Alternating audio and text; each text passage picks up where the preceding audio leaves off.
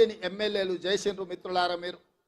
మిత్రులారా, ఈ వేదిక మీద నుంచి తెలంగాణ రాష్ట్రానికి నేను చెప్పదలుచుకున్నా, అయ్యా ఇవాళ మీరు ఆలోచన చేయండి. మేము కాంట్రాక్టర్లకో శ్రీమంతులకో లేకపోతే జాగీర్దారులకో జమీందారులకో టికెట్లు ఇయ్యలే. షాద్నగర్ లో నేను టికెట్ ఇచ్చిన ఈర్లపల్లి శంకర్ ఒక రజక కుటుంబం నుంచి, సామాన్య కుటుంబం నుంచి, ఒక రజక కుటుంబంలో ఉన్నవాడు పైకి రావాలంటే ఎంత కష్టమో మీరు ఆలోచన చేయండి. ఇవాళ ఈ రాష్ట్రం మొత్తం మీద ఒక రజక కుటుంబం నుంచి ఒక యువకుడు ఎమ్మెల్యే అయిందంటే అది కాంగ్రెస్ పార్టీ శ్రీమతి సోనియా గాంధీ గారి ఆశీర్వాదంతో ఒక రజకుడు కూడా ఇవాళ కాంగ్రెస్ పార్టీలో ఎమ్మెల్యే అయిందని నేను చెప్పదలుచుకున్నాను. అదేవిధంగా మక్తల్ ప్రాంతంలో అతి చిన్న స్థాయి కార్యకర్త నుంచి కష్టపడి పైకొచ్చి కాంగ్రెస్ పార్టీ జిల్లా పార్టీ అధ్యక్షుడిగా జడ్పీటీసీగా మీకు అండగా నిలబడ్డ శ్రీహరిని సోనియమ్మ మల్లికార్జున్ ఖర్గే గారి ఆశీర్వాదంతో ఒక ముదిరాజు బిడ్డను ఇవాళ మక్తల్ నుంచి ఎమ్మెల్యేగా గెలిపించడం ఇది కాంగ్రెస్ పార్టీ వల్ల సాధ్యమైందా, లేకపోతే ఇంకెవరైనా ఈ అవకాశం ఇస్తారా అని నేను అడుగుతున్నా. మిత్రులారా, ఈ రాష్ట్రంలో 119 అసెంబ్లీ నియోజకవర్గాలు ఉంటే 10% జనాభా ఉన్న ముదిరాజులకు కల్వకుంట్ల చంద్రశేఖరరావు ఒక్క టికెట్ కూడా ఇవ్వలే.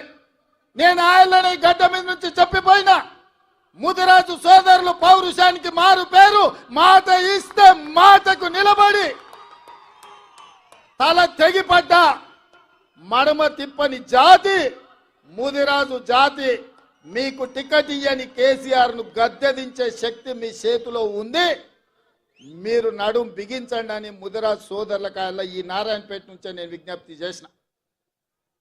మాట ఇచ్చినట్టుగానే ఈ రాష్ట్రంలో ముదిరాజులకు టికెట్ ఇవ్వని కేసీఆర్ అధికారంలో ఉండడానికి లేదని ముదిరాజు సోదరులందరూ కేసీఆర్ ని గోతి తీసి పాతి పెట్టి బొందలో పెట్టిండ్రు.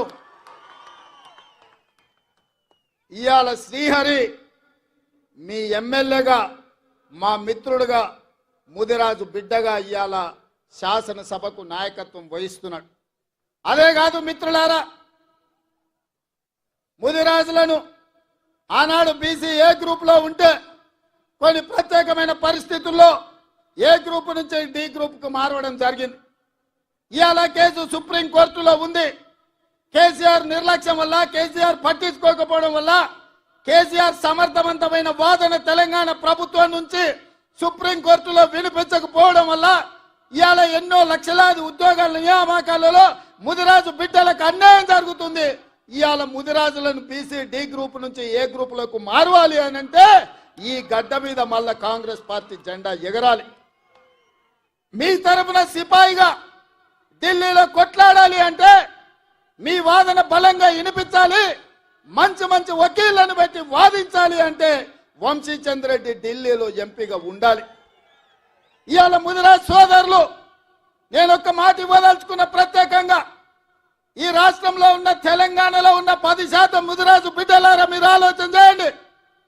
మీ బిడ్డకు కేసీఆర్ ప్రాతినిధ్యం వహించే గజ్వేల్ సిద్దిపేట ఉన్న పార్లమెంటు మెదక్కు నీలం మధు ముదిరాజును కాంగ్రెస్ పార్టీ టికెట్ ఇచ్చింది.